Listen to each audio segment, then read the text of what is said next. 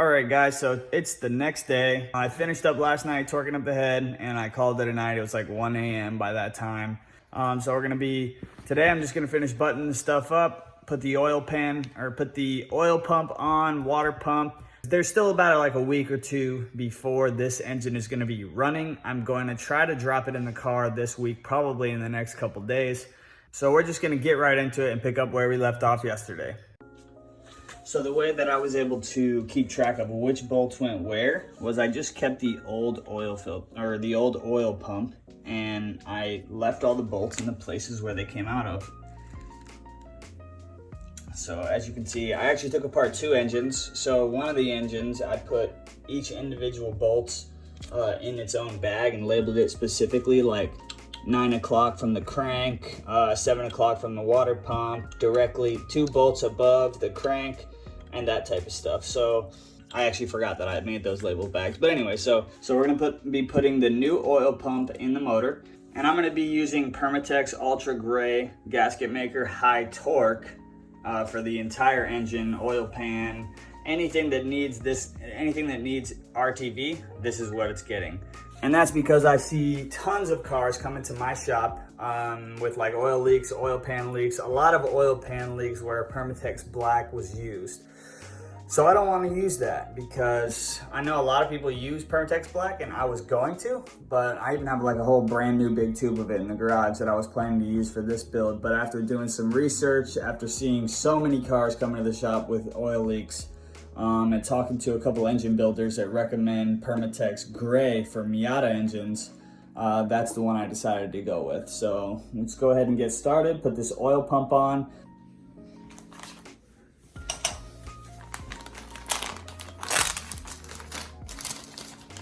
So this is an OEM Mazda oil pump for a VVT Miata. And that's cool, it comes pre-installed with a front main seal. That's nice. So turn it over.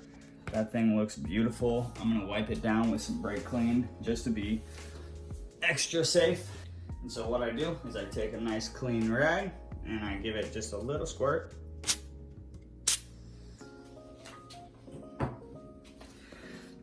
Don't try this at home, kids.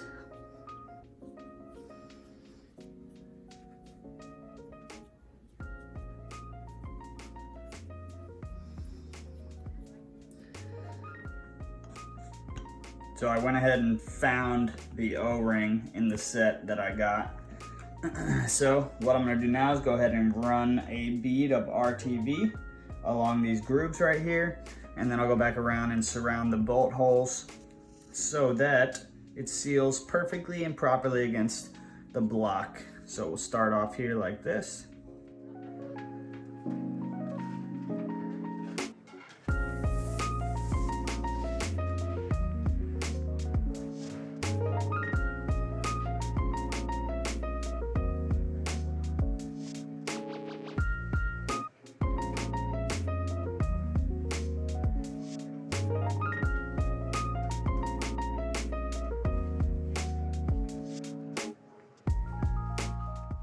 Now what I like to do is I like to leave the gasket like sitting out for about 5 to 10 minutes, not so that it's completely dry, but so that it starts to get a little bit tacky, because it helps it to create a more gasket-like and better seal rather than just throwing the fresh, wet, juicy RTV, slap it on there, squish it down. If you let it dry and get a little bit more tacky first, then it goes on and creates a much better seal. It will still stick to the other surface, but it won't ooze as much out of the way once you tighten it down, and creates more of like a gasket. So I went ahead and put some assembly lube on the end of the crank so that it would just go on a little bit more smoothly. And now I'm just gently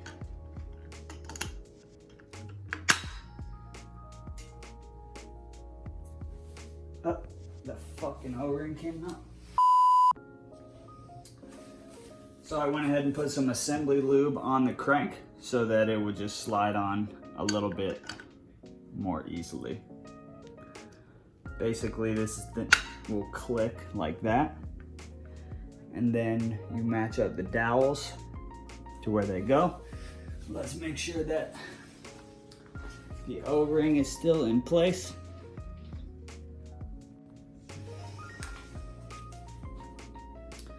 And now that it's there, we'll go ahead and we'll get these bolts in, get them torqued to spec. And this bad girl is starting to look.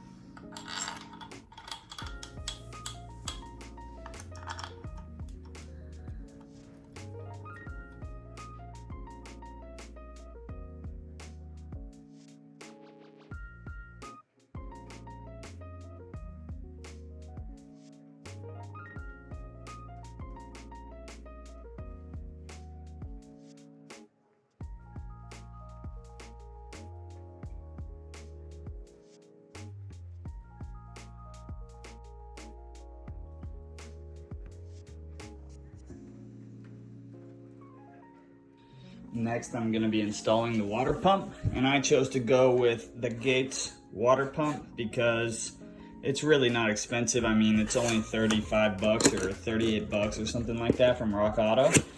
So I went ahead and went with the Gates water pump.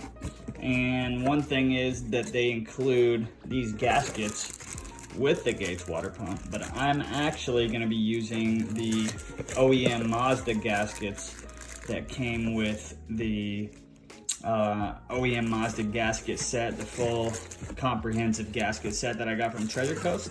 So I'm gonna put these aside for now, and we'll open up this, and here she is. So it's a really nice looking piece. It's gonna match the oil pump pretty much identically. It's a cast aluminum. It's got a cast wheel. It's a solid piece. It's a really solid piece. So go ahead and flip her over and get that gasket. All right, so here it is. So let's just talk about the differences here for a second when I get this off. I'm not saying that the gasket that Gates includes is bad, but the difference is the Gates gasket is a paper gasket, and the Mazda OEM gasket is a rubberized steel. It's a steel gasket coated in rubber. So basically, I mean, this is what the factory uses, and this is what I want to use. Since I have it, since I spent the $200 on the OEM gasket set, and since this doesn't require any RTV or silicone gasket seal it, so I can just throw this on there, stick it on the head, and that thing is going to seal perfectly. So that's what I want, and that's how I'm gonna do it. And that just makes cleanup in the future a lot easier. So I'll just slap that thing on there and torque her down, and she will be good to go. So got my little labeled baggie, water pump bolts, and you can hold the gasket on like that. And then go ahead and thread those two in, and it will hold the gasket, the other two.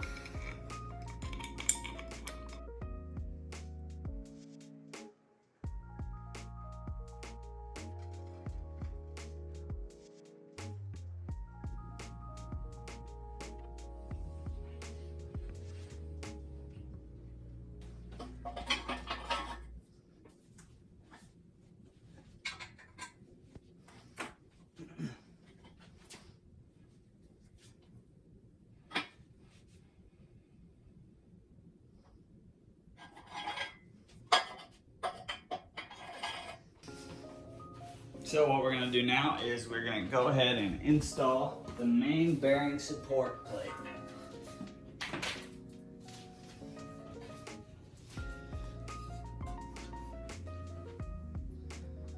So we'll just do a test fit real quick. See how everything lines up. It all lines up. So what I'm gonna go ahead and do is I'm gonna cut the tip off of this a little bit wider, so because I was struggling when I was doing the oil pump. I'm actually kind of concerned that I didn't put enough on the oil pump, but I think it will be fine. realistically it was a decent amount and it's oozing now, so I'm sure it'll be fine. But this has a much larger surface area, needs a lot more, so I'm gonna cut this down and get her going. Get her going. Get her going. There's fewer and fewer boxes. The Christmas tree's getting thin. I wish I fucking brought this outside sooner. Now this is gonna be a lot harder to get out there. It's gonna be heavier, but no, that's okay. No, this is like, dude, you do not want to fucking be out there. It is beyond hot. True that. Yeah, it is. It is not. So I hit this with the rag real quick.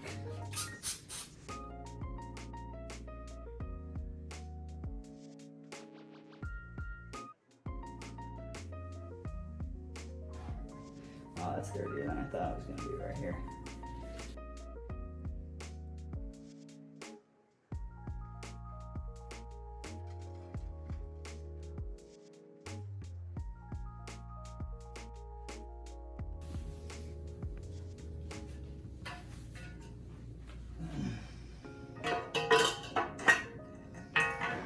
That's backwards.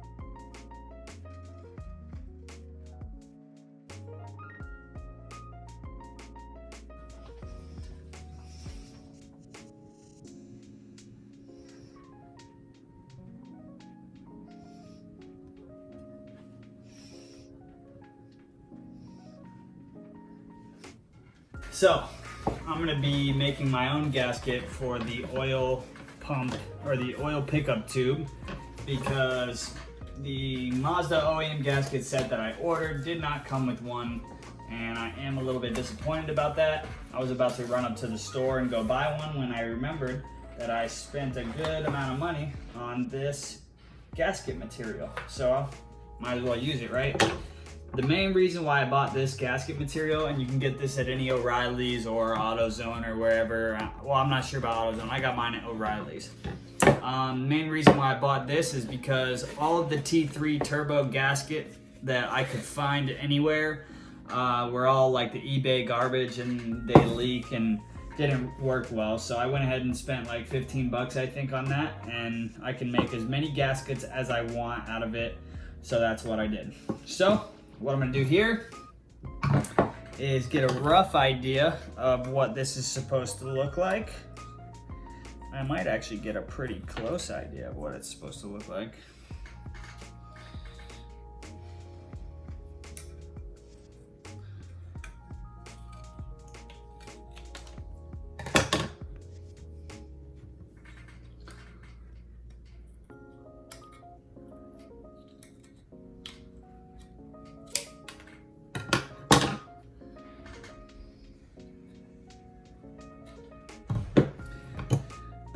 And bam, there it is.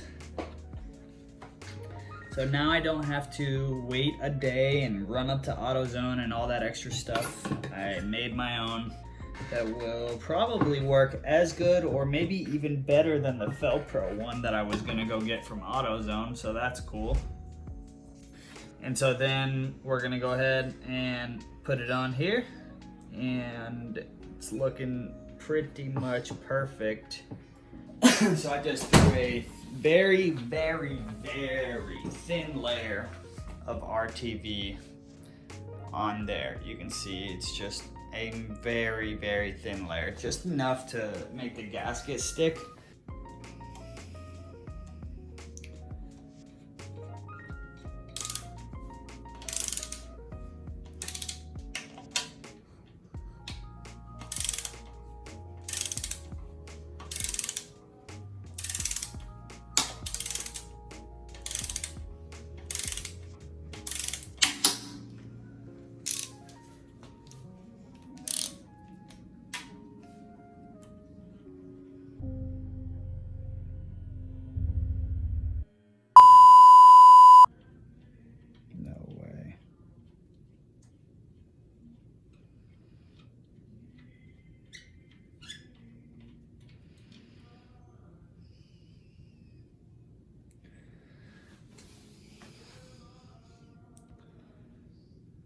This almost snapped off in my brand new oil pan.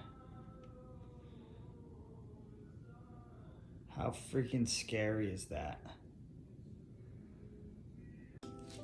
So, thank God I had an extra set of these bolts. Wow, that was scary. That was really scary.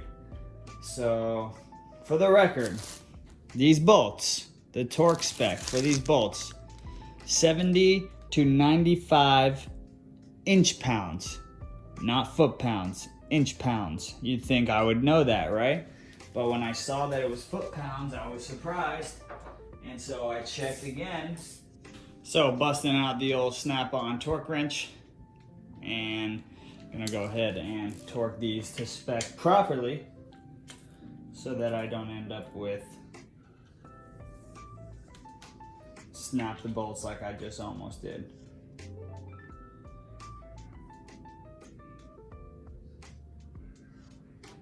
So that's 80 foot-pound or 80 inch-pounds. So that was almost a catastrophic mistake. So when you guys are checking specs, make sure that you make sure the specs are correct. I'm actually gonna show you.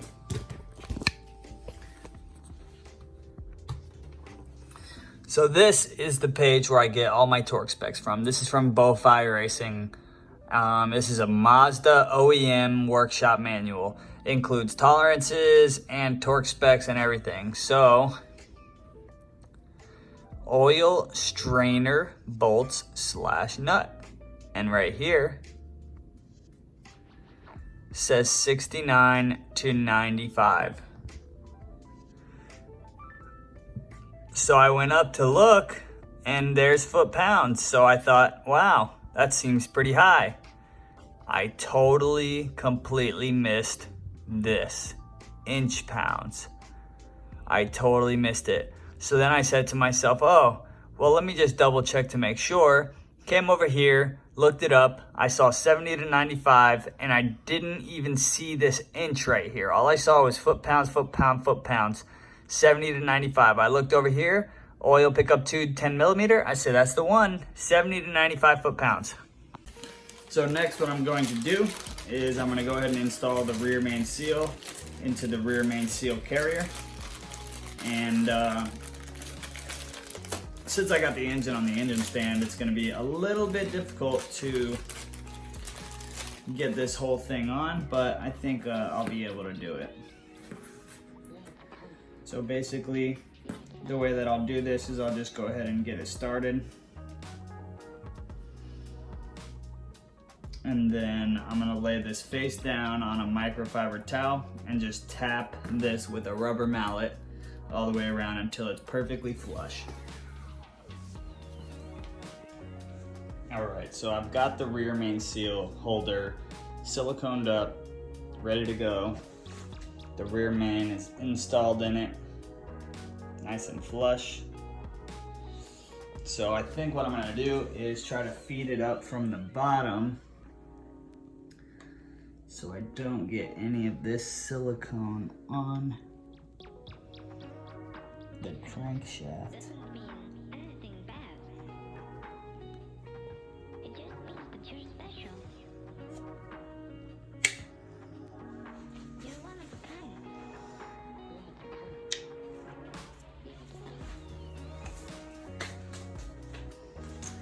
See if I can get in there.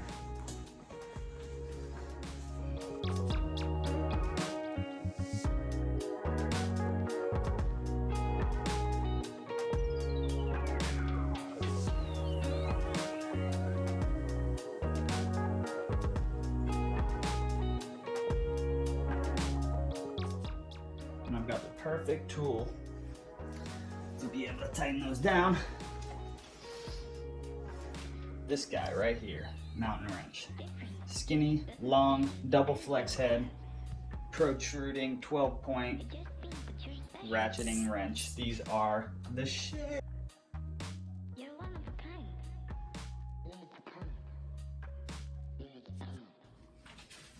All right, gonna go ahead and drop in the half circle pan seals. that one goes there, and this one goes here. So I'll go ahead and slap some RTV on there to hold it down and just kind of hook it underneath the... Man, we're getting closer. Doesn't mean anything bad. It just means that you're special. You're one of a kind.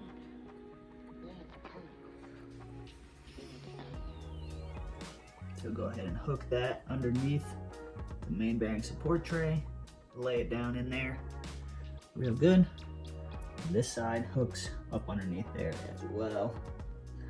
And that should kind of keep it down where it's supposed to be.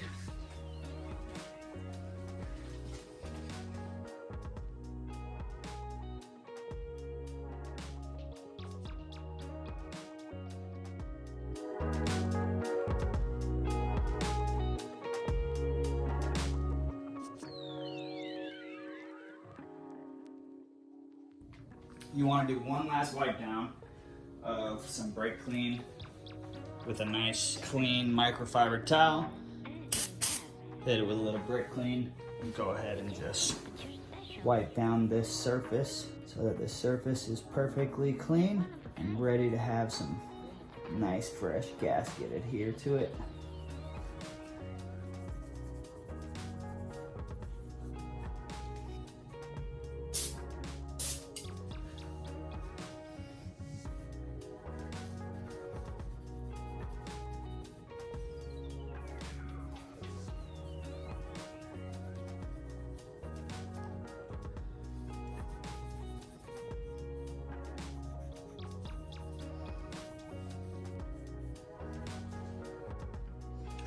So after waiting a few minutes for the sealant to dry up, it is time for the pan to go on. This is the moment of truth where all this work comes together.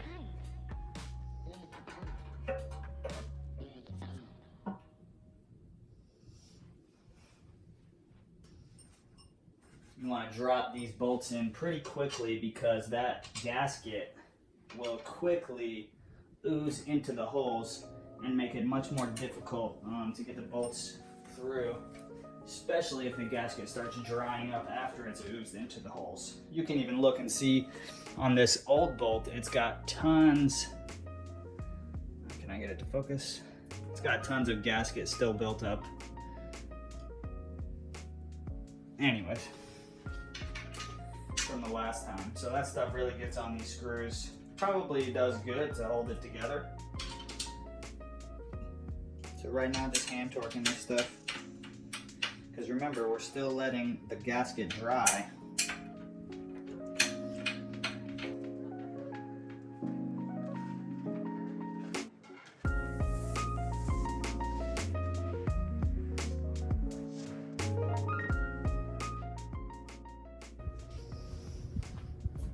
So with the OEM Mazda intake manifold gasket, it is convex on one side and flat on the other. The flat side goes against the head. The convex side goes facing towards the intake manifold. So this is just a test fit, really. I'm not permanently putting this. I just want to see how it looks. Here we go.